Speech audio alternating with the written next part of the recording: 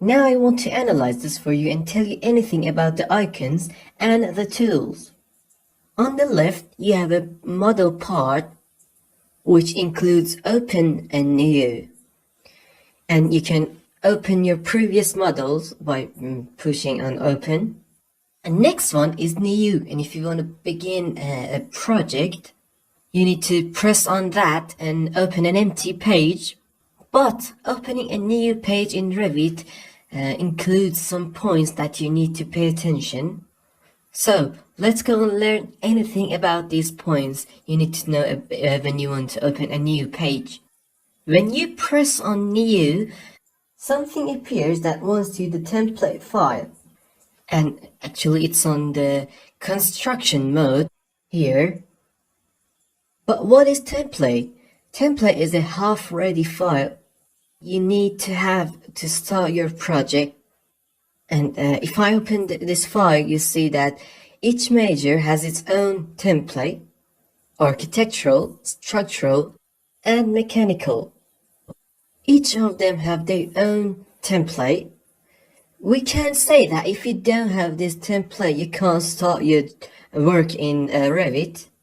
So if you press on new and you see there's no template for you in this page, you have to add those templates in a way I explained it to you before.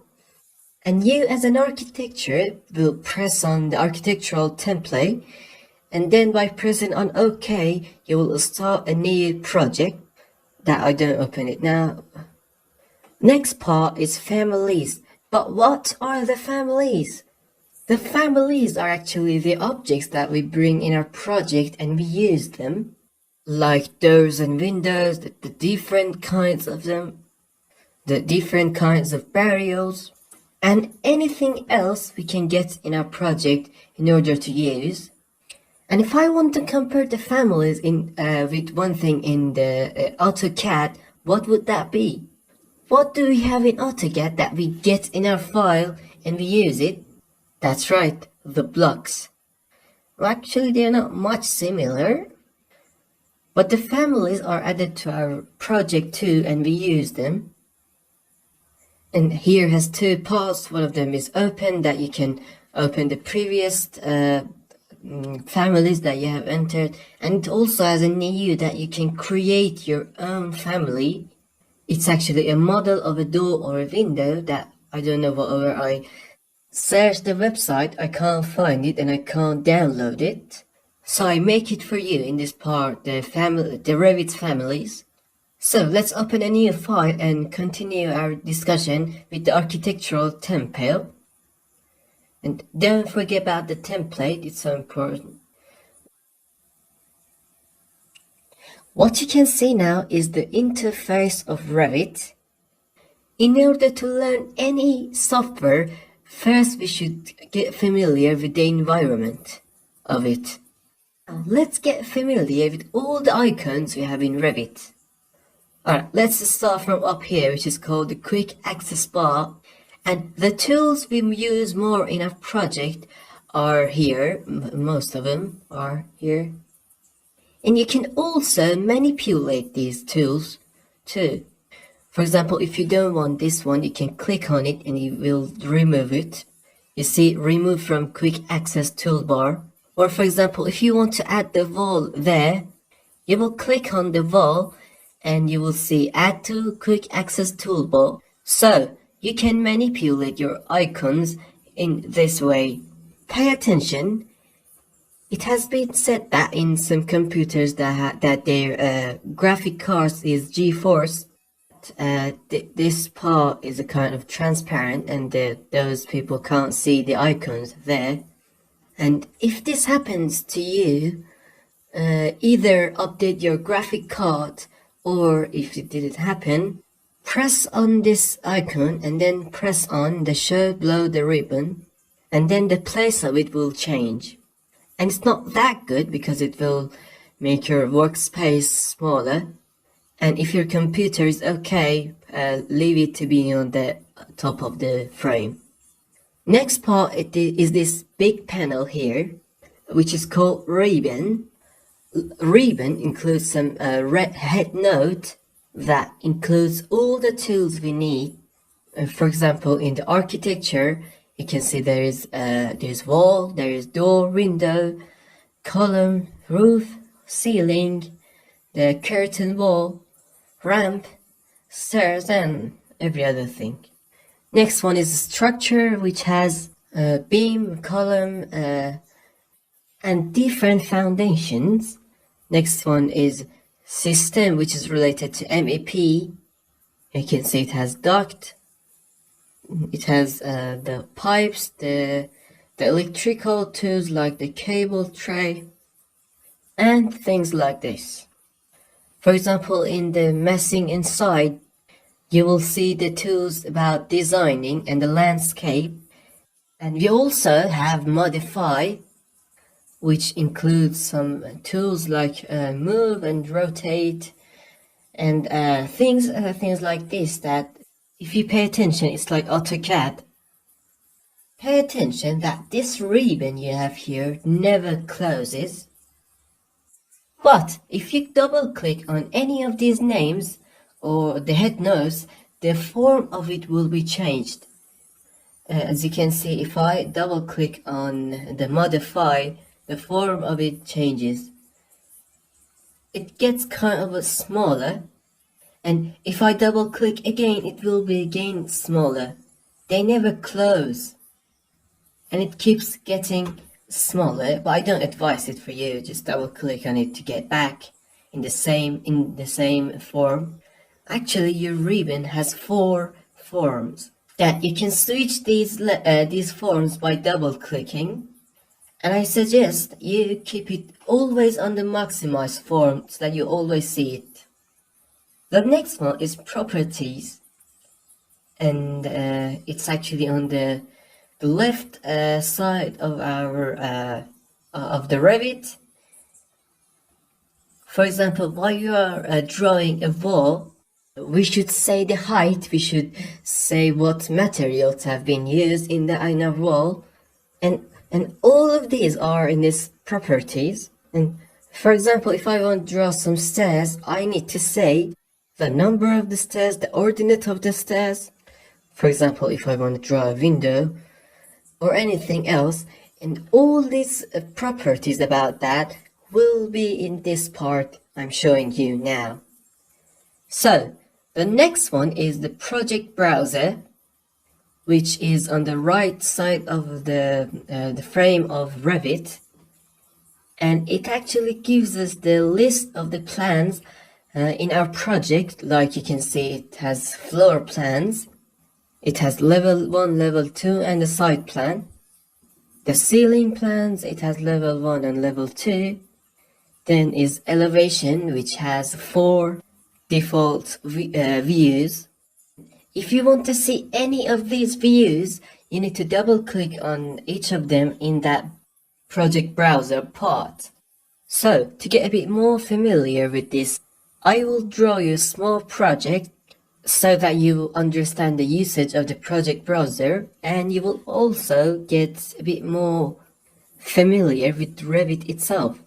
And remember, this part is not a lesson, and I don't need you to take notes or try to learn anything, just watch.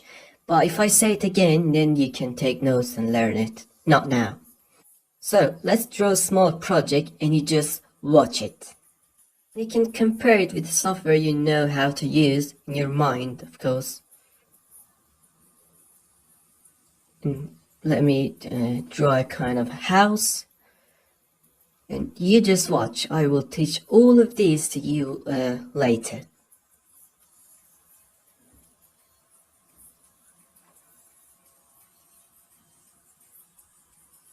And these are 2 rooms. Are you comparing with the softwares like AutoCAD, Rhino, Max? So, these are the walls. Now let's draw doors and windows. And we have only one kind of a door. And I said that every object we use in Revit is called family. And here I click on family. And As you can see here, I have some default doors and windows, but you can go and download yourself to have more of these.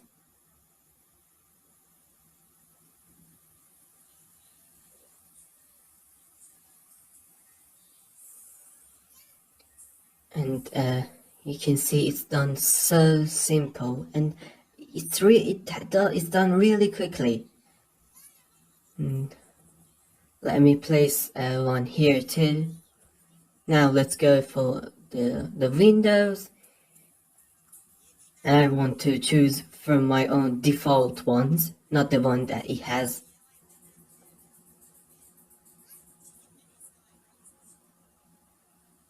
And let me change the size of it a bit.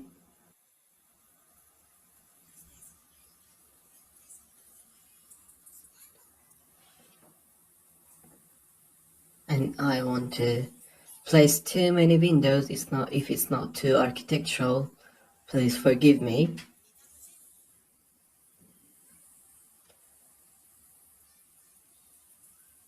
Okay.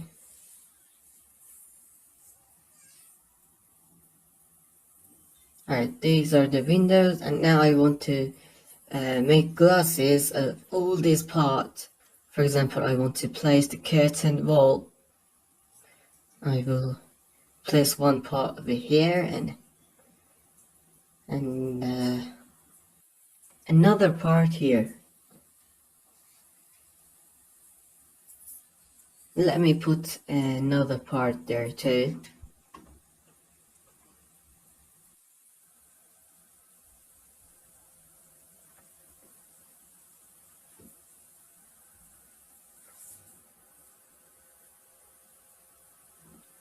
And then I will place a floor for it.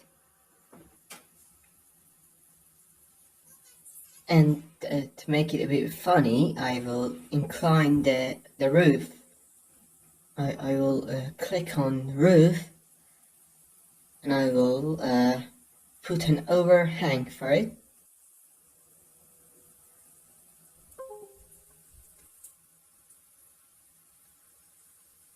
And then we do some cuts, 2 or 3 cuts. That is the favorite part of the many of you guys.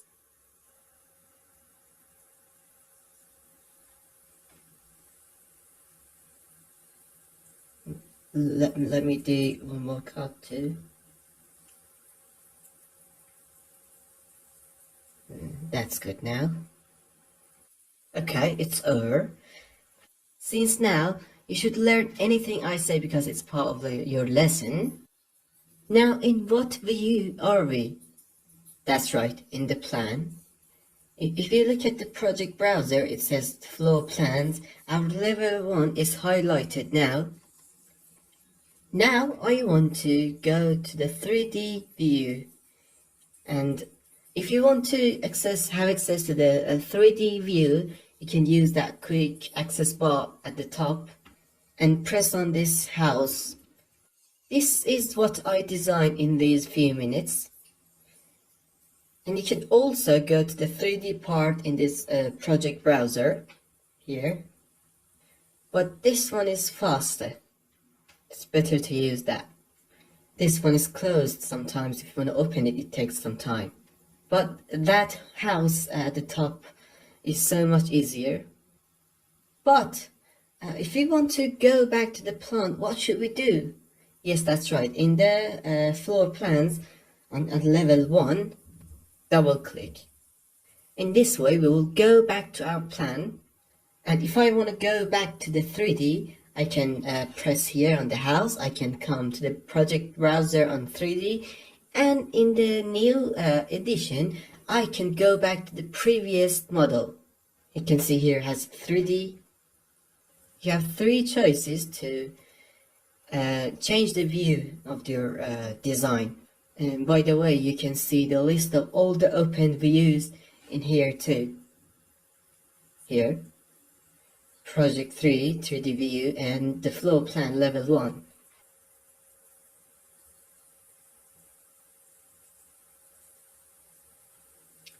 But the best choice is to use these head notes.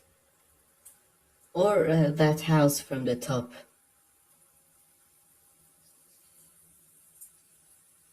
Okay, let's go back to the plan. Now I want to see the site plan, which is in the project browser, as you can see, and I will double click on this site. Just one click will be useless. It won't change anything. Double click on site, the site plan that can be also the roof plan. And just like I said in the first template, we have these 4 signs that each of them are for views. And we can double click on their names, for example, the south view or the east view. We double click and it will open. The north view, the east view, anything. Again, I want to go back to the plan. I click on level 1. For example, I want to open these 4 cuts. Here I click on section 1, section 2, section 3 and section 4. So by using the project browser, we can move between all the views we have.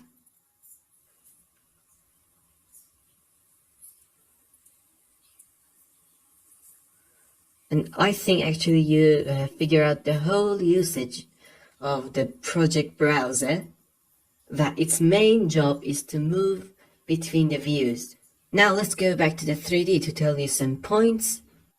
The first one is the graphical settings of our view, and if you click on this cube at the down of the frame, you can see your graphical changes, which is called the usual style. The first one is called the wireframe, and its shortcut is WF. But what does it do? That's how it makes our design. And you can see everything in your model.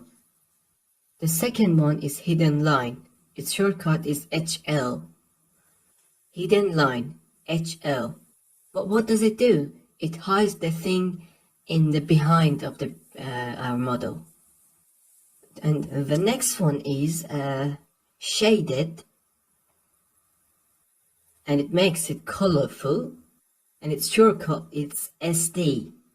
And if you press on SD, it will make your model colorful. And we have nothing to do with the rest of the icons, but if I want to give you a short explanation, the consistent colors just removes the shade. Realistic is for a time you want to receive a render that we haven't talked about yet, so we cannot use it now. And ray trace is a kind of render too. And in the next episode that we talk about render, we will talk about all of these too. And remember that the graphical settings are not just for the 3D. For example, if you are in a view, you can use this too, or even in the plan. If you press shaded on plan, you will see it colorful, the walls, the floors, and other subjects. We also have another part which is about the size of our pen. And if I zoom it for you, you can see the size that you can remove these lines in this shortcut, which is called TL, which stands for thin lines. As you can see, you can remove these thin lines in a really simple way. We actually need these thin lines when we want to print our model. And in the middle of our work, we don't need to see these thin lines. It just distracts us. And in the middle of your work, if you wanted to remove it, you will just press on that and these thin lines will be removed. And I told you that its shortcut is TL. And I should also say that TL is not just used in plan. In 3D, as you can see, if we zoom in, you can see the thin lines. Let me tell you an interesting point. For example, if you are in section, if you zoom in, you will see that it will detect these thin lines itself. That means it detects all these cut parts automatically itself, and we don't need to do anything. But how can we turn around our object in the 3D view? Well, we can navigate that. If you want to turn around your object, just hold the shift and then click on scroll. In this way you can turn around your project. But there's a point here. It's better that while you are turning around your project, you choose an object as a center of your turning. What does it mean? Imagine we have two blocks in our project. We have a house here, and let me get a copy of it. Another house here.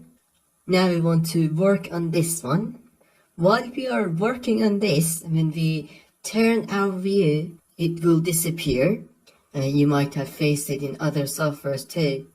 But why that happens, it's because now the center of your turning is the other house. When it comes to the other house, it's still on the first house. But what do? We choose another object from the next house as the center of turning.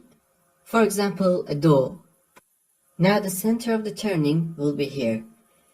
And if you want to work on the previous house, again click on another object to be your center.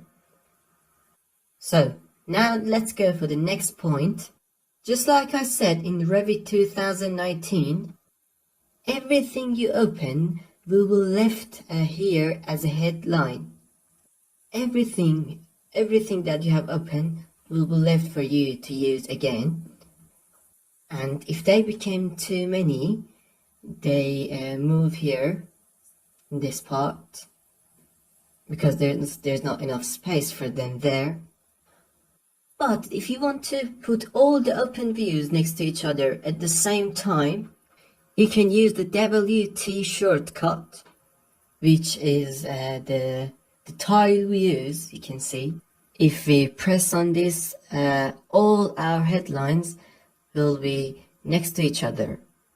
But now we can't see our project between these. And we actually need something like the zoom extend, that it is on AutoCAD, that it fits the project in view. In Revit, the shortcut of the zoom extend is called ZA. If you press on ZA, you can see that's how it will be. For example, I will delete one of these. And again, I will press on ZA.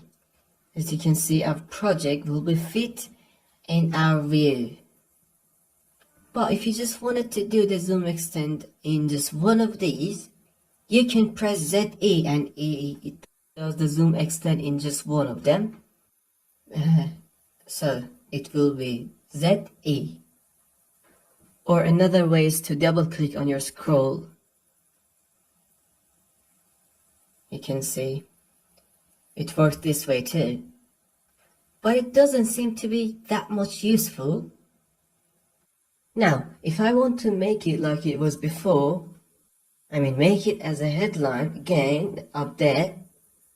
If you want to do that, you need to press TW, exactly opposite of WT.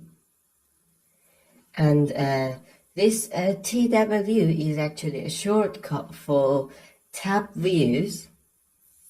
Now, if you press on that, everything will be like it was before as a headline, and I think this is a better way. Now, if you want to close the rest of these headlines, we don't want to have this amount of headlines, what should we do?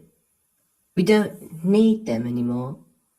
If you're in a view, for example, now I'm in North, come here and press on Close Inactive Windows.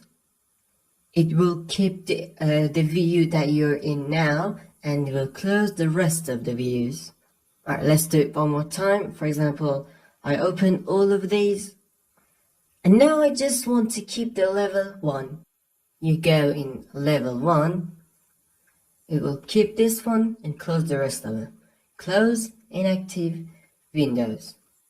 And as I told you, having those views, those small views next to each other is not going to be useful.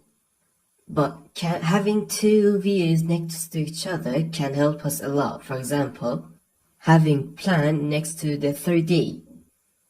You can see plan and 3D. I press on WT and a ZA. And now I can work with these while they're next to each other. And when my work was done, I press TW and it will be as headline again. But I have one question for you. If we open all the views and make it kind of crowded, and these are as different headlines and some of it are there, and definitely if I press on WT now, it's so crowded and it won't be useful. So now answer this. If I want to have the plan next to 3D right now, what should I do? That's right. At first, I will choose what I want it to be open. I want level 1, but I don't want the rest of them. So when I open level 1, I will press on close inactive windows. All of them will be disappeared. Now what I want next to the plan? 3D. Now from here I open the 3D and I will press WTZA. This one is useful for us, but having all of those small items next to each other is not going to be useful at all. But having two views can be so useful, and now I want to show you its usages. In many large projects, sometimes we will forget where a door was. For example, this one. So if you choose that one in level 1 and press on the other one, it will show you that door. Or for example, we are in the plan and we don't know where this wall is. We select it and click on the 3D part. Then we press on WF and we will see where that wall was. Even if I press on TW to maximize them, and now I'm in plan, and I want to know where this window is in 3D. I select it and I press on 3D from here or here. It means that they don't have to be next to each other. To make this happen, you can come here and select that part from the plan and then press on 3D to see where that object was. But one point, if you select, for example, a window in plan or a wall and you select your 3D from here, it will not work. And if I choose the wall again from here and I enter the 3D from project browser or the headlines, that will work. But if I select it here and I enter the 3D from that house, it won't work. But if I suddenly did that, is there any solution? Yes, you can do it on Revit. You will right click and there's an option here as select the previous. The Revit will keep it for you. So if you suddenly press on the 3D from that house, you can right click and then choose the select previous and continue your project. The next point is that we don't have anything called zoom selected in Revit. For example, I come to the plan and I choose this window and then I go to the 3D. And now I want to zoom to that window. And we don't have such tool here. But there is a technique. You see that cube? What does it do? For example, you can see the front of your model or the left of it. But what else does it do? If an item is selected and you press on that cube, it does the same thing that zoom select does. You can see I click on it and it zooms to that window. That's so cool actually. So I say again, if you're in 3D and an object is selected and you press on the cube, it will zoom it. And also remember that while you're doing this trick, click on a view that doesn't change too much. For example, don't click on that view to turn and go and show us somewhere else. So click on a part that doesn't change your view too much.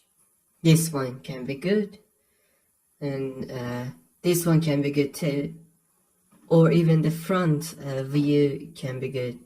So choose a view to be suitable for that object you have selected. Now let me tell you something cool. If you have chosen something from inside your project, for example this door, and then I go to 3D, but it's inside and I can't see it, so we wireframe and then click on the cube. By doing wireframe, you can see anything from inside, and then when you press on the cube, it will be easier to zoom it. And check that object you have selected.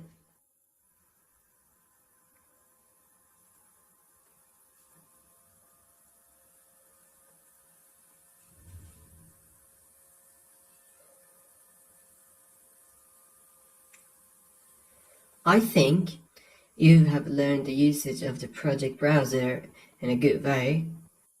And even those techniques I told you in Revit, and I hope you can use it. But these two parts opposite of the ribbon are not constant, and you can close them like this. So if these were closed, how do we get them back? What was the one on the left? That's right, the properties.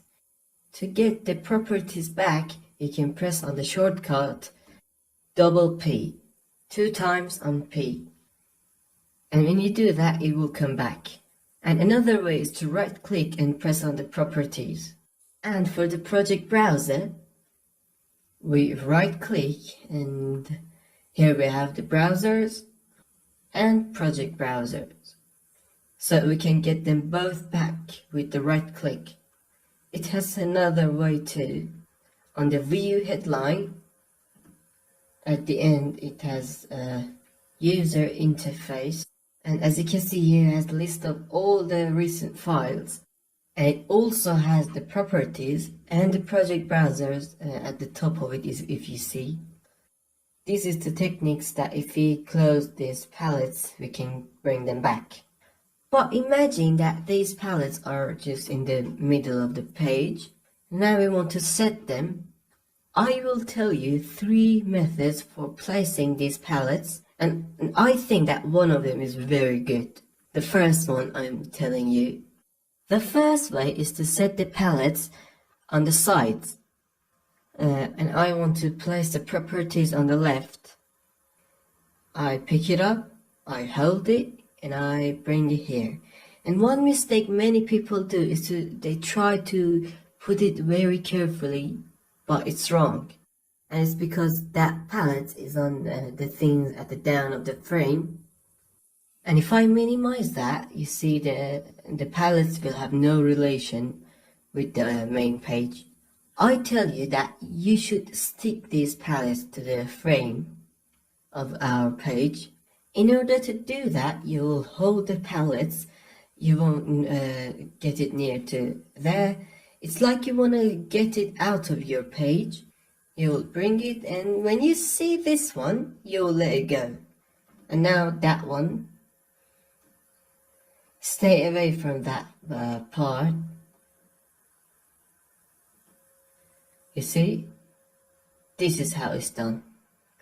This is the best way to set the palettes, but if you didn't have enough space, you can set one palette down or top of the other one. As you can see, I do it for you, and you should be so careful, because if you do it, something else will happen. You bring it here, and when that thing came, you let it go. This is the second form. The third form is to place that on the top line. And if you do that, these two will be one palette. and as you can see, I hold it and I put it there, and these two will go into each other and they will be each other's headlines. I think this is the worst form for it because it can waste so much time. But if it became this way, what do? You can click on it and then bring it out. But if they were on their own place, I mean they on their right place, but suddenly you do it unwillingly, and if you click on its headline, it will go back to the previous place. But pay attention, it won't go back to the right place, it will go back to the previous place. It means if it were here, and I double click, it will go back to the same place. So if it were on the right place and I suddenly moved it without I want, you can double click on the headline and it will go back to the previous place. We almost got familiar with the environment of Revit. Now we want to arrange our unit so that we can start drawing. And if we want to arrange our unit in Revit, we can use the UN shortcut. UN, which is for units. If you go to the manage headline, you can see the project unit or UN, which is its shortcut. You'll press on it. What is this palette that suddenly appeared? When you work on your file for half an hour, but you don't save it, this warning palette will appear and tells you haven't recently saved your file. And remember, in Revit there's nothing called autosave. We have a reminder. It gives us warning to save our file. And this is a big mistake if you cancel that. Definitely choose the save the project and know that it gives you this message every half an hour, and you can change this time that I will tell you how to do it later. So this is the project units. I close it again. So we came to the manage headline. Here we have the project units. The first item is length, and here that is the round numbers. You will click on it and it will open. The first choice is unit. That means what unit you're going to need. You open it and you will choose every unit you're comfortable with. For example, I myself like to choose the meters. And then we have a rounding part that you will choose the place of the decimal. And pay attention, don't use the nearest, the first three at all. Without a decimal, 1 decimal, 2 or 3. And I think the best answer could be 2 decimal places. And because it's for meters, it will be centimeters. And I think we don't need to be more accurate in architecture, so that's enough. And don't forget one thing. Here, check the suppress trailing zeros. But what is it? It will remove the extra zeros after the decimal, and it will be so useful. And I will explain it to you later. For now, I don't check it, so that you see it later. I press the OK, and let's continue. We go to the plan. As you see, when I choose this, for example, choose this one, there are some extra zeros after that decimal. That these zeros are useless and they might distract us, so let's just remove them. So let's remove it. I press the UN, length, and then suppress layering 0 checked. And I think it's better to forget about these zeros because it's going to be useless and distractive. And the ultimate point, so that you can go and practice after that, is the management of the shortcuts. In Revit, all the shortcuts include 2 letters like WT, TW, UN.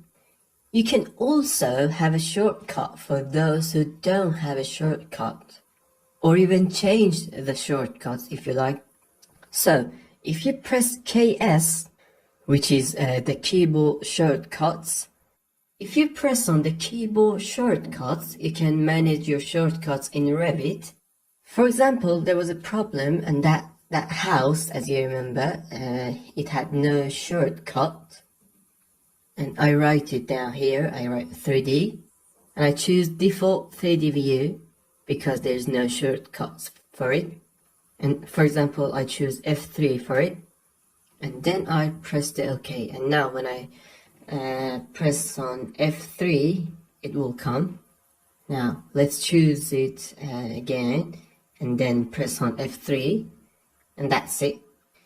And I said it doesn't keep our select, so we should right click and press the select previous. So in KS you can change and manage the shortcuts, or for those who don't have, you can choose a shortcut.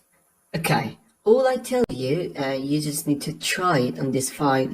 You're not about to draw anything.